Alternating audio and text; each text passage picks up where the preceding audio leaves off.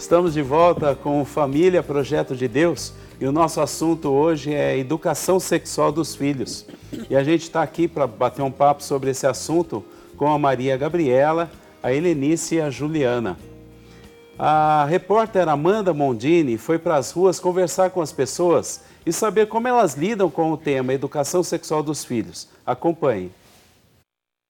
Educar um filho é um desafio e quando se trata em falar de educação sexual, o assunto é um tabu. Então viemos nas ruas para saber em que momento conversar com os filhos e como os pais lidam com essa situação. Hoje em dia falar sobre educação sexual é uma coisa muito importante, né? Porque existem vários motivos e o governo interfere nisto e aí fica difícil. As netas perguntam, né, e falam para mim, vó, como que eu vou entrar no banheiro que tem um menino lá, né? Então, aí eu falo para elas assim, olha, faz o seguinte, espera o menino sair, depois você entra, ou espera, vice-versa. Então a sexualidade fica bem difícil, mas a gente explica muito, conversa muito com eles e eu acredito que vai acabar entendendo, mas tá bem difícil.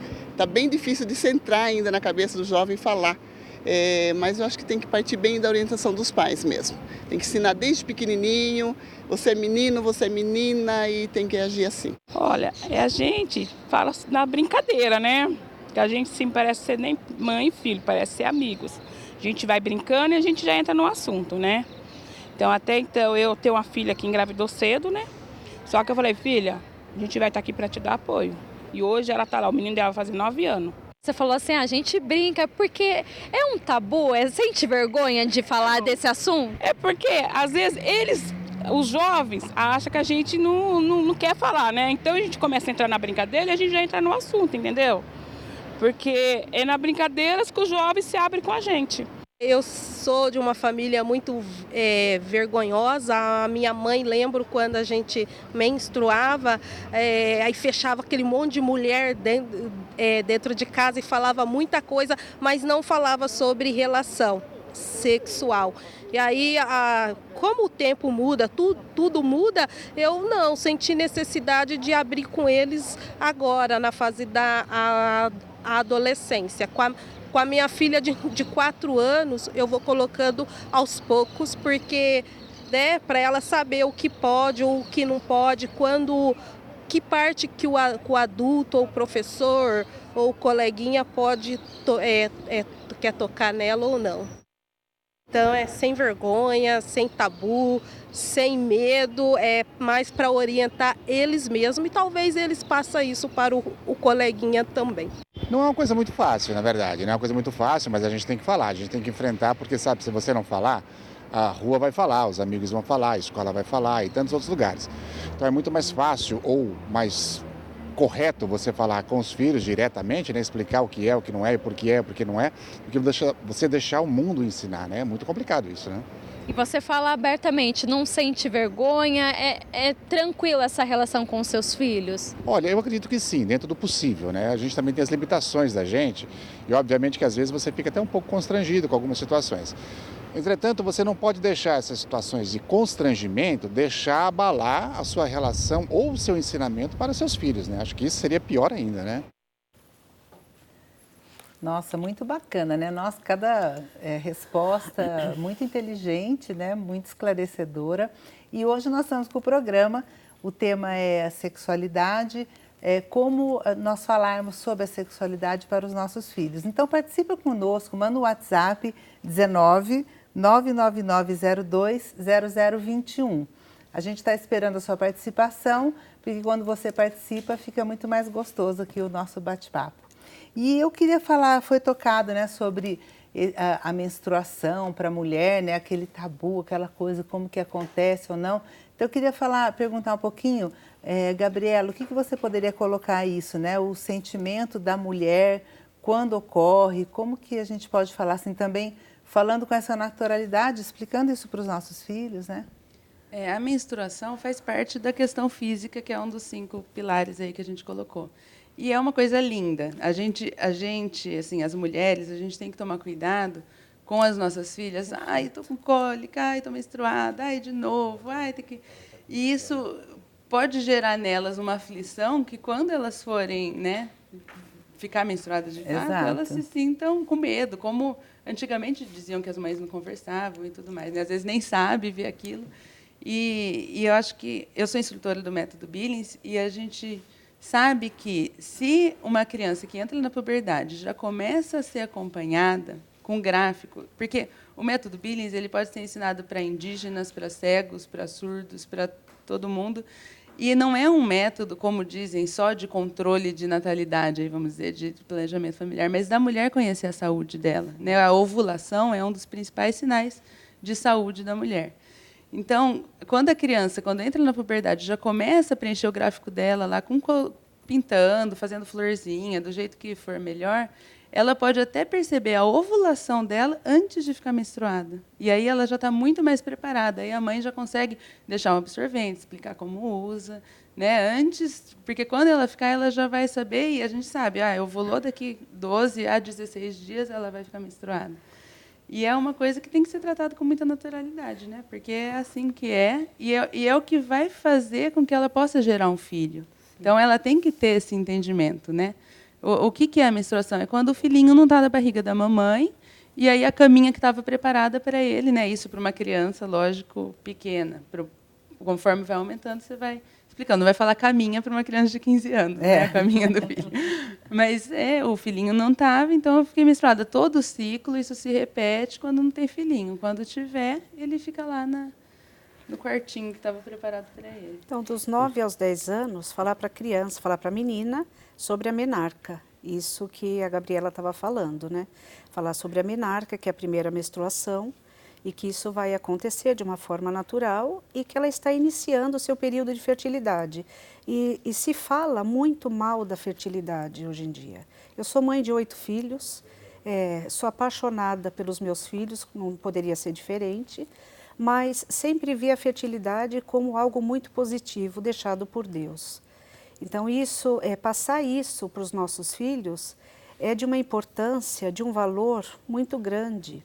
E para os meninos, em relação à educação sexual, os pais, os homens, né, poderiam chamar esse menino e falar sobre a poluição noturna, que normalmente a poluição noturna acontece dos 10 aos 11 anos. Explicar para o menino que a poluição noturna é essa primeira ejaculação que se acontece normalmente à noite. Então, é importante, neste momento, o pai falar sobre a masturbação, o prejuízo que isso causa para o adolescente. Eu falo com toda a propriedade, com todo respeito a vocês, atendo muitos adolescentes, que a masturbação, ela causa um efeito no cérebro que é o mesmo efeito de uma droga. Então, quando nós ouvimos que as pessoas costumam falar que é importante, que faz parte do desenvolvimento, isso é uma mentira. Se eu fosse mais polida, eu falaria uma falácia, mas não é verdade. Isso é uma mentira. A masturbação, ela realmente tem efeitos devastadores. Isso na infância, quando esse indivíduo cresce, faz um verdadeiro estrago na vida familiar. Então, Helenice e Gabriela, Juliana, vocês estão falando disso, né? Tocando nesse assunto, né? A moral católica é muito clara com relação a isso, né? O 6º mandamento da lei de Deus, não pecar contra a castidade. Tem gente que acha que isso é careta ou ultrapassado. Você falou aí, né, que tem até pseudocientistas que defendem isso, né? Mas no fim é pecar contra a castidade, não é? Sem dúvida, porque, né, como a Silvia falou, né, a sexualidade ela é de Deus, ela veio de Deus, né? Nosso corpo ele é um templo, né? Nosso corpo é sagrado. Então, pecar contra a castidade é se violentar, né? Então, se é sagrado, significa que a gente tem que cuidar, que a gente tem que zelar por ele, que a gente tem que cuidar dele, né? Então, sem dúvida nenhuma, pecar contra a castidade é um mal que você faz ao seu corpo, né? Inclusive, pode falar. Nesse sentido, é muito importante ter o cuidado com a questão da pornografia, que muitos pais, propositalmente, assim, achando que estão fazendo um bem para o filho, principalmente para os meninos, né, acabam apresentando. E não tem um ponto final, porque antigamente o pai dava uma Playboy para o filho, acabava a revista, ele fechava e ia brincar, não tinha mais o que fazer. Mas na internet não tem ponto final. Então, isso hoje sempre foi uma coisa, né, prejudicial, mas hoje muito mais porque o vício ele tem um caminho para alimentar esse vício, né, dele. E assim, para uma criança de 5, de 6 anos, uma novela pode ser já o início de uma pornografia, né? Dependendo da cena. Do jeito que estão as novelas hoje, não dá para a gente deixar ligada a televisão.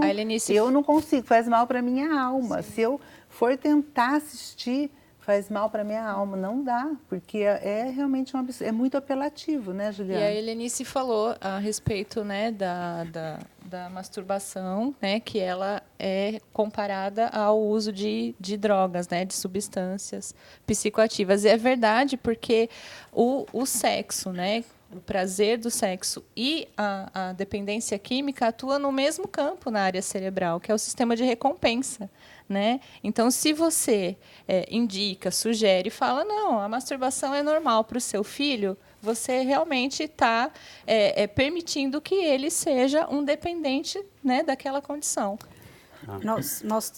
Desculpa, Carlão. Quer completar? Só vou fazer um comentário. Nós temos comentado que a pornografia ela tem buscado os nossos filhos através das redes sociais, através dos estímulos externos que eles têm com os celulares, com os iPads, com os iPods, né? Então, a gente precisa verificar se realmente o nosso filho precisa de um celular. Eu trabalho muito contra os celulares na infância e na adolescência, mas muito contra mesmo. Porque eu pego o adolescente extremamente viciado em pornografia. E essa disfuncionalidade no desenvolvimento cerebral dele, realmente impede que ele estude, impede que ele foque. E traz uma agressividade muito grande para a família. Então é isso, Carlão. E por falar nisso, Helenice, bem observado, uma pesquisa realizada por uma empresa farmacêutica em todas as regiões brasileiras, com pessoas entre 15 e 25 anos, revela que os pais não são nem a segunda opção quando os jovens precisam tirar dúvidas sobre sexo. 60% deles buscam a internet. 15% os amigos e somente 8% recorrem aos pais. Os dados do levantamento mostram mais. Quando questionados sobre quem ensinou sobre sexo, a pornografia foi a mais citada do que a opção que continha com profissionais, né? Na verdade, com profissionais de saúde e tudo mais. Como os médicos e enfermeiros também, né? Infelizmente, esta é a realidade que assombra nossas famílias. Então, surgem várias perguntas, como, por exemplo, que tipo de educação sexual os jovens estão recebendo? Quem deveria dar essas informações? De que forma essa informação, essa educação deve ser dada? É isso, é por aí, né? Essa pesquisa assusta, né? Eu me lembro até completando esse fato, um pai contando para mim uma certa vez que o filho chegou para ele e falou, pai, a Gabriela falou agora há pouco de revista, né, de pornografia, pai, eu quero comprar a revista da fulana de tal. E o pai foi pego meio de surpresa, né? E agora, o que eu faço, né? Mas por que, filho? Então fez aquela pergunta, né? Por que, filho, você quer ver? Porque eu quero, está todo mundo falando dessa mulher e tudo, eu quero ver. E o pai perguntou para ele, falou assim para ele, você sabe que eu também estou com vontade de ver essa revista? Então vamos sentar, vamos conversar e ver o que a gente faz com essa vontade. E aí aquele pai foi explicando para o filho, olha, essa mulher que está aqui, ela não é uma mulher de verdade. Porque você imagina essa mulher aqui com dor de cabeça? Você imagina essa mulher levantando de madrugada para dar de mamar para um filho? Não, pai, não, pai. E aí naquela conversa, eles foram vendo, colocando no devido lugar aquela vontade que ele estava sentindo, né? Então, acho que se os pais pudessem ter essa oportunidade com os filhos, evitaria muito dessa formação através da pornografia, né? Eu sou catequista, né, lá em Vinhedo, e eu lembro que eu tinha um catequizando que era muito questionador.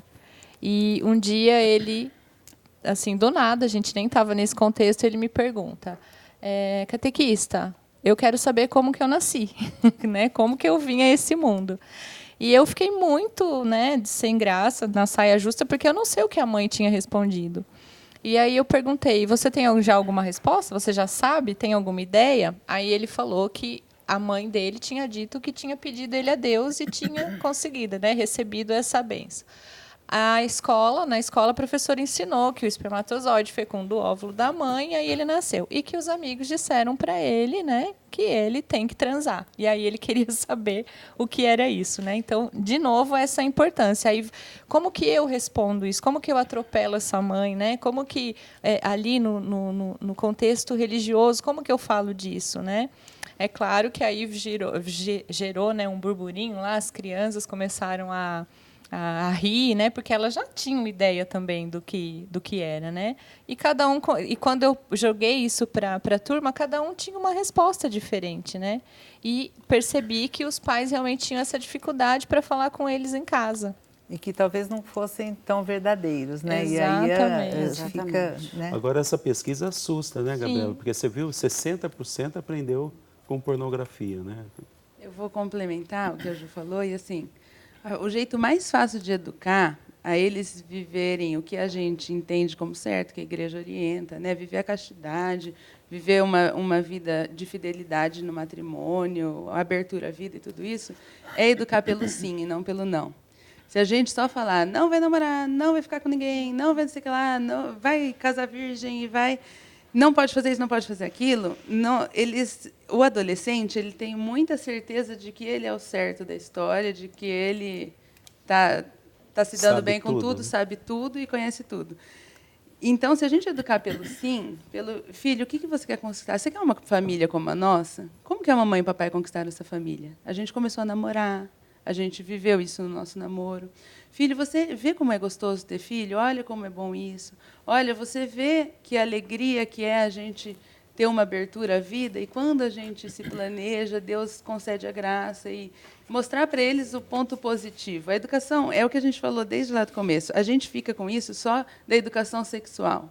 Mas quando a gente educa todas as dimensões, é muito fácil para eles entenderem a importância da castidade, é muito fácil para eles entenderem isso, porque eles vão ter isso em todas, não é só a questão física. Porque quando é só a questão física, a gente tem hormônio, eles estão numa fase ali aflorado, que a questão física fala muito alto. Mas se tem a questão social e todas as outras questões emocional sendo trabalhadas, e você educando pelo sim, mostrando para eles a beleza e a alegria das coisas, das conquistas e tudo mais, é mais fácil que eles entendam e acolham e busquem viver isso, né? Tem Nossa, um santo, bacana, né? muito interessante Sim. isso que você está falando. E só indo para um WhatsApp agora que a gente recebeu, porque a Juliana falou que ela é catequista e veio até uma pergunta para nós sobre isso. E está dizendo assim, boa noite, gostaria de saber sobre a contribuição dos catequistas no processo formativo das crianças rumo à adolescência. Diácono Rubens, ele é de São Carlos. Muito obrigada, Diácono Rubens, pela sua participação aqui conosco. E eu queria voltar essa pergunta para a Juliana. Como que o catequista, você já falou um ponto aí, né? Como que o catequista pode ajudar? Na verdade, a igreja ela é um complemento da casa, né? Eu estou há 12 anos lá na igreja e realmente a gente se torna uma família, né? E nesse processo da adolescência em si, é realmente entender e passar para esses adolescentes aquilo que a igreja, né, tem de ensinamento. Né? Então, os pais, é claro, eles não vão ter todo o conhecimento que a gente tem a formação como catequista, né, como catequista leiga, mas a gente está sempre em formação. Então, é ajudar esses pais a direcionar esses adolescentes, essas crianças, de acordo com os ensinamentos que a igreja, né, que a igreja nos transmite, nos ensina. Com o sínodo dos jovens, que o Papa Francisco se dedicou e dedicaram tantos bispos, né, sobre a juventude e o discernimento vocacional, saiu um documento pós-sinodal que ele é muito interessante, que o Papa fala o seguinte, ele pede para que, como esse diácono que comentou, que fez essa pergunta, que eles tenham esse documento e eles leiam, se debrucem, façam equipes, estudem a respeito E, além disso, que as dioceses chamem pessoas capacitadas para capacitar esses grupos de jovens, né? Os líderes, no caso.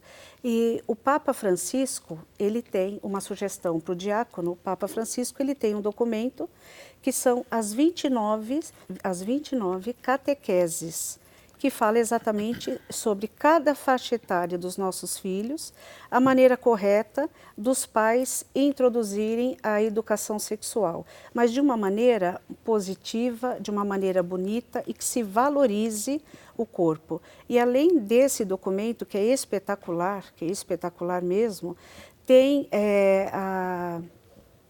como chama aquele outro documento do Papa Francisco? A Teologia do Corpo. A Teologia do Corpo, do Papa João Paulo II, perdão.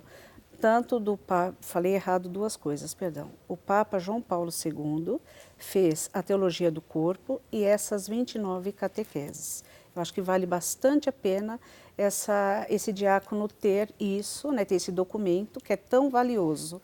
E todas as famílias, todos os pais, todos nós deveríamos ter, né? E a gente estava falando agora há pouco também sobre internet e, de uma maneira geral, os meios de comunicação são concorrentes do pai e da mãe na formação da sexualidade dos filhos, né? O meio de comunicação atrapalha ou ajuda? Como que você vê isso, Juliana? Atrapalha mais do que ajuda. Mas também ajuda. Puxa, mas você veio falar isso aqui justo na rede 121, quando a gente está com a esperança que a gente está ajudando. Porque hoje... Mas eu estou brincando, claro, você entende claro. isso. Hoje, o campo das redes sociais, o campo da internet, ele é muito amplo, muito vasto e com muitas informações distorcidas. Tá? Aí a gente está no evento aí da fake news, né? Notícias erradas, né? Um programa como esse, uma rede de TV como essa, sem dúvida nenhuma, a rede que vai informar, né, de forma saudável, com a verdade, né? A gente começou falando sobre a verdade aqui, mas hoje esse acesso à rede social, né, à internet, é muito facilitado, ela acaba atrapalhando porque muitas vezes contradiz o que os pais ensinam dentro de casa.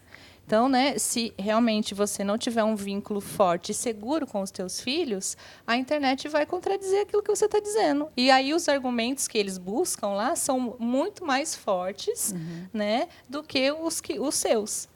Então... E não Helenice, não é só a internet, mas filme, são as reportagem, séries, né? Todos os meios de comunicação, de uma maneira geral, mostram as coisas como se fossem normais, ou deturpado fosse o normal, né? Eu vejo assim, né? Eu sou da área de comunicação, então eu não vou falar contra a comunicação, nem os meios sociais, mas nós sabemos sim, aquilo que a Juliana acabou de falar, que nós precisamos ter um cuidado e confiar e conferir.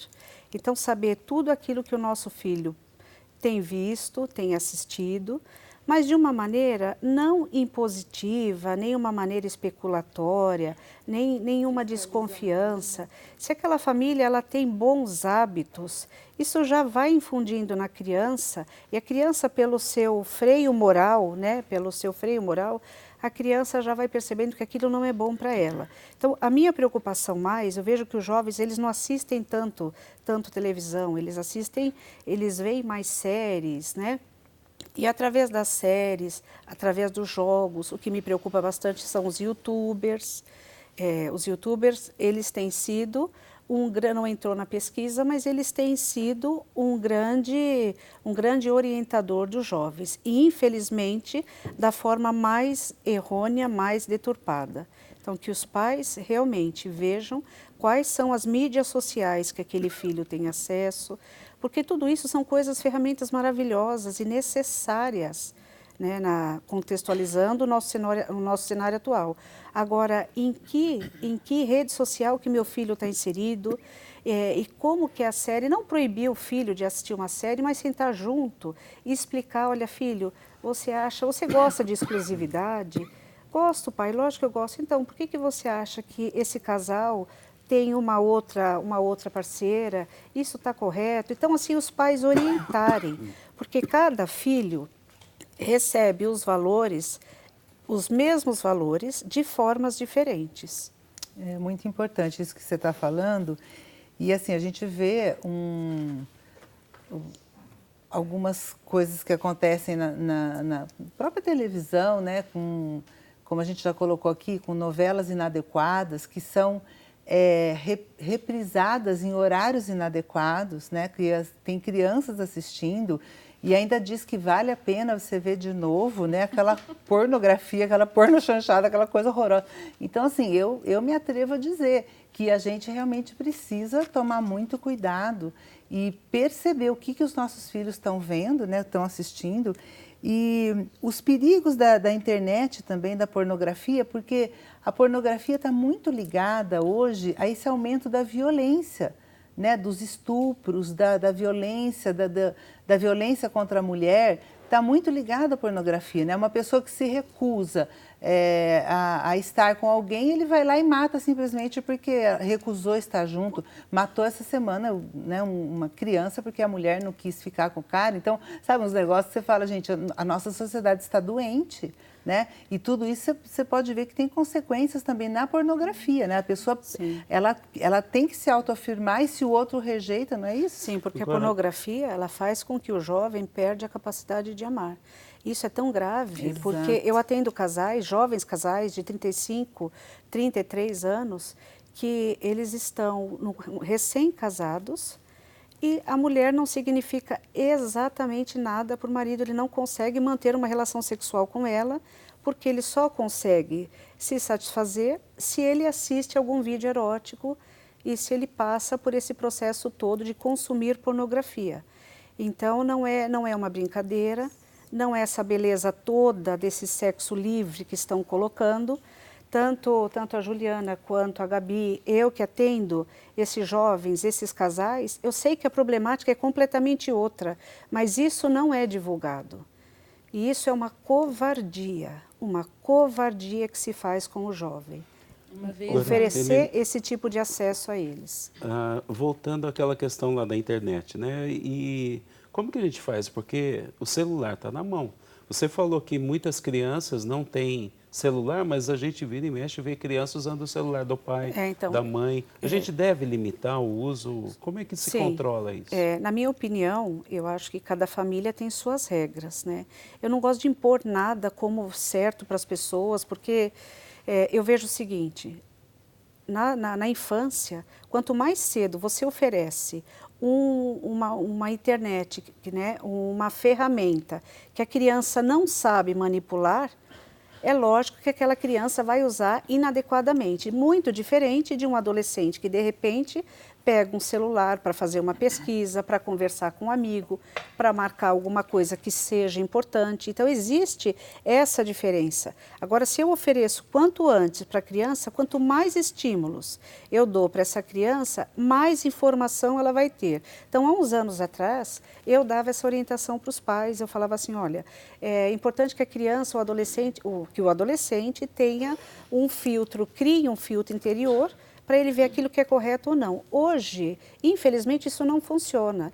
Então, nós sabemos que existem, sim, filtros que são adequados para se colocar nos celulares, né, dos adolescentes, para que eles não vejam certas coisas, né?